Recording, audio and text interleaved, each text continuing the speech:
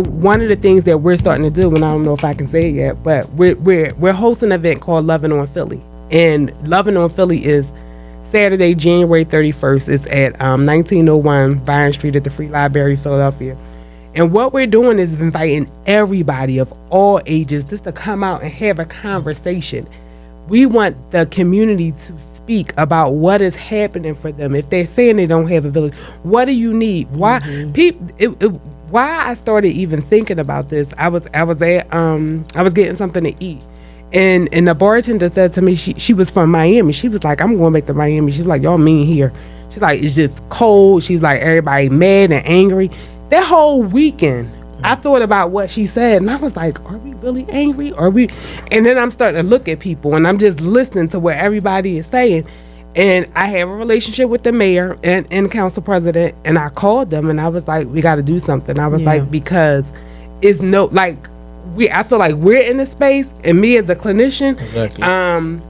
How do we help to heal the city? Yeah. So that's why where Loving on Philly came from, and I have a group of the committee, the people on my committee is other clinicians from other agencies that we're working together to host this event, and we're inviting leadership and elected officials to the event, but not to talk. We just want them to listen so that we can see what is it that our community needs so that we can all heal. Yeah, and I love that it's multi-generational. I know we talked about that. You want the different generations to be represented on that day, from boomers, Gen Z, Gen X, I don't know all of them, but from seniors to adolescent, we want them all in there.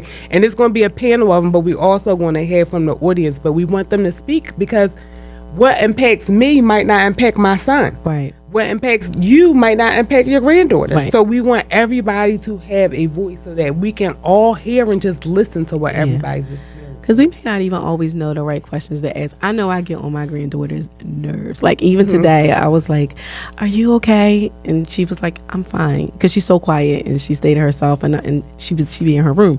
So I said, are you depressed? I was like, are you depressed? Because I'm always trying to make sure I'm asking her. And one thing, if she's not good, she will tell me. So I was like, are you depressed? She was like, no. And she said, no, but what makes me sad is when I have to be around people that I don't want to be around. I was like, okay, all right. But she has a voice, and she knows that she has that space with me that, and I know I'm not the only person in that she does, but I try to make sure that I'm asking her the right questions. But what about the day that I miss the mark? What about the moment where I don't ask the right question or I overlook it? So I'm really happy that you guys are having that, so that all of our voices can be heard. I'm gonna be out of town. I'm so mad I'm gonna miss it, but I think it's going to be amazing. I just would, if you can come, encourage other people. Absolutely. Yep, absolutely. It's free. It's not anything. All you gotta do is sign up. It's because the venue holds about 375 people, so we just want everybody to come so that everybody's represented. Yeah, and she specifically did ask if any of us from our team would be there. So we'll talk about that on our call to see if any of us can be there. We might take a camera with us and maybe kind of do some little interviews in the back or something like that. So we could talk about that as a team, but she did want to see if some of us from On Purpose could be there. So we'll see what we can do to make that happen.